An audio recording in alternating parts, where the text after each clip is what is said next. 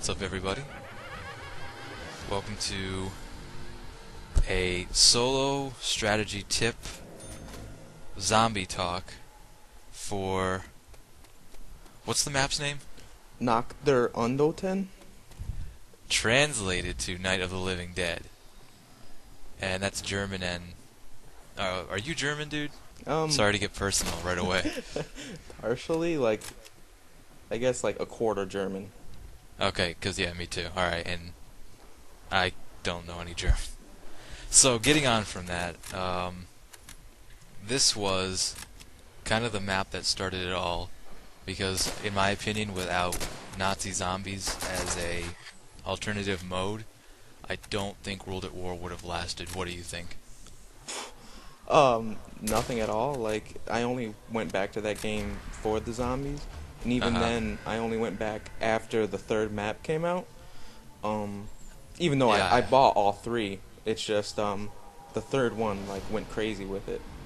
Yeah, same here. I did buy all three, and then I got not too happy with the online and got rid of the game because I wasn't playing zombies enough, and the only reason I bought it back was for Nazi Zombies. The only reason. Yeah. I remember playing the second one very little, but even to this day, I go back and... Actually, yesterday I played the third and the fourth map for over 5 hours with my friends. Yeah, I don't have almost anyone who still plays Nazi Zombies. Just a few friends, and we only play it once in a while. But the second map that I've already done a video on, that was the map I definitely played the most, even though I think Shinum was my favorite. Just because Derice is really open, but Shinuma... I just prefer Shinuma in almost every way. One of the things I like too is each map has its own color. I don't know if you noticed, white, orange, green, blue. No, what do you mean? Look at the images on the 4 maps. The first one's white, next one's orange, next one's green, blue. Oh, okay. All right, yeah, okay. I like how the atmosphere changed on all the maps too, pretty much. But for the first map, Night of the Living Dead, obviously they were just kind of experimenting. Like Treyarch was kind of like, oh, this seems like a good idea. Maybe it'll catch on. Probably no one really like it, but I don't think they had any idea it was going to explode the way it did. But for the first map, once you got playing it, what was your typical strategy, and what's the furthest you've ever made it personally? Because I know you're above my level of status. Well, I normally let everyone in. I don't know if that sounds right. Yeah, let the zombies come in, I understand. Because every round you can get 4 points or 40 points, whatever you want to add the 0 on there, for boards every level. So I only repair the 4 boards per level, and I stab up to probably round 3. You get more points that way. Yeah, only stabbing, you mean? Yeah. Not shooting. Yeah. Unless they line up, in which case your bullets only go through 3 zombies, and you can rack up a lot of points that way. And you go through the help door. That's, anyone who's actually played. That's what I was gonna point out. You don't go upstairs. You go through the help door. If you go upstairs, you're fucking an asshole. But other than that, the random box is, of course, a necessity. Other than the Thompson. Yeah, I'd say I like your strategy for the first 3 rounds too, and I'd always grab a car, just because it's not that much money and it can last you a long time. Yeah. Yeah. And I'm just from using zombies, I'm pretty decent at long range, estimating when to shoot to hit them in the head. Yeah. And it works out pretty good. And then usually I'll get the Thompson is a safe option, or in the beginning you're scarce on points, but later on that map there's nothing but the box, so points add up fast. Another thing with the car is that on round 4 it's 2 headshots, but you can also shoot them in the head 1 time and then stab them for more points. Or once you go through the help door upstairs, there's a cabinet with another car. Yeah, but it's got a scope on it, and that unless you're trying to go for trick shots on zombies, that kind of ruins it. The thing is, though, after, I think it's a couple of rounds, actually, it's still a 1 shot to the head with the scope. Yeah, I suppose. And you have, I think, 100 bullets in total now. But I think that's just something to try. Yeah, if you were trying to like mix it up, right? Because I mean, the other maps are great, but the first map is still pretty good. Like, there's a reason why it was so good in the first place. Like, that's why they wanted to expand on it. I mean, Definitely.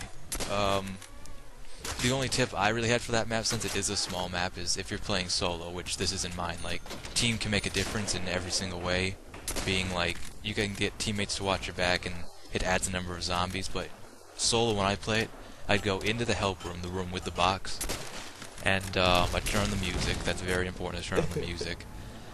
I try to get either an MG42 and a Thompson, or a flamethrower and a Thompson. Some submachine gun, because the MG or the flamethrower can slow you down. And my strategy involves running around those pillars. You must have seen it, where you can run around the pillars in a certain way. So the zombies, they won't crisscross to try and get you. They will follow the path you take. Yeah, I've seen that before. I've never actually gotten past like round 12, so... Oh, really? I never really played the first map. I still do, but... I think I've gotten as far as round 28. Wow. Just because after that it gets kind of tedious, like you have so many points, there's nothing to spend on. Like, but yeah, if you continue to run in a circle, like just around those pillars, and just take into consideration zombies will be coming into the one door as long as you didn't open the stairs, and they'll be coming through the windows.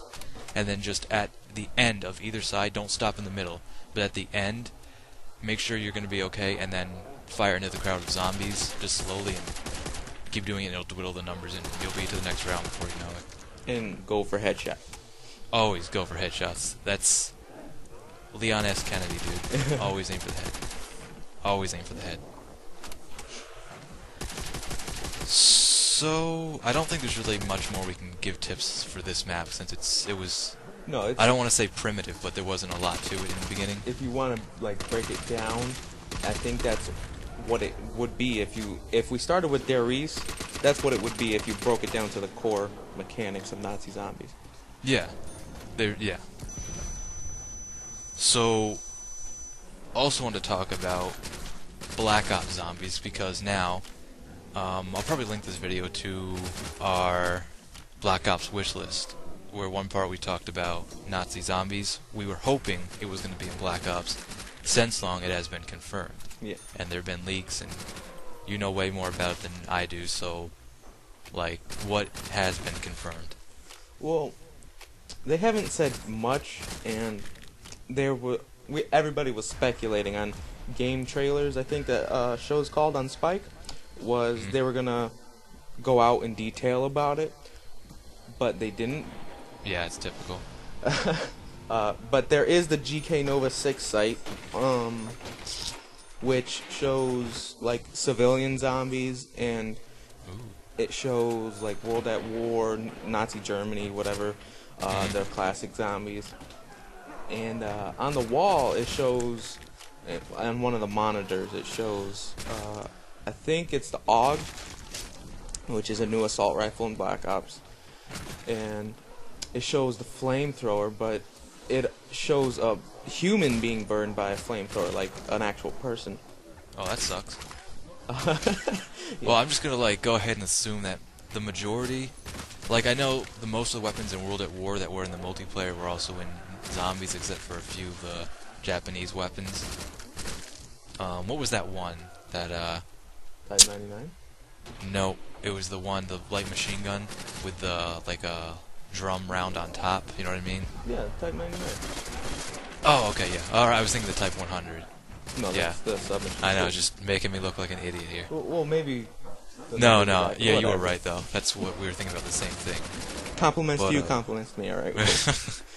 Yeah, I'm just going to assume most of the Black Ops weapons that we already know and will be in multiplayer should, you know, fit into the same kind of design for... Oh, one thing I did forget to mention is, it says in the achievement list is, that you have to kill 6 zombies with a pack-a-punch crossbow. So... Really? I don't know. That's interesting. So that tells us, like, 3 things. That crossbow will be there. There'll be achievements for Nazi Zombies, because originally there weren't. No. They were all campaign achievements. And it tells us that pack-a-punch is in the game. Yes. What I want to know is if that they're well, they must, like, it must be on their new map. They're bringing the pack-a-punch back to the new map. Yeah. Because I still don't know if they're keeping the old maps old, like you get the car 98 in the first map and whatever. That'd be interesting, but it would kind of defeat the purpose of owning World at War. There'd be no reason for me to own World at War anymore. Yeah. I just, like, I would want the option to, like, let's play it with new weapons, let's not play it with new weapons. That, yeah. So, I think we gave some decent tips on Night of the Living Dead. Nacht Der Untoten. Yeah, that one. The one I could never say. And, I think we can talk more about Black Ops, because we are running out of time. YouTube and their godforsaken time limits. So, alright dude, it was cool of you to come on here and give me your knowledge, your infinite Black Ops Zombie, Call of Duty, wizard knowledge. Wizard. Okay. Well, alright dude. I think we covered that pretty good. And I want to thank everyone for checking out the video. Me too. And if you haven't checked out Megasmit's channel, you should go check it out because he's going to be an up-and-coming Black Ops commentator. Oh yeah. Just watch out, St. Andrews. Click there on the screen. I'm pointing. You can't see when I'm pointing. It don't matter. All right, dude. So until next time, thank you all for watching. Later. Peace.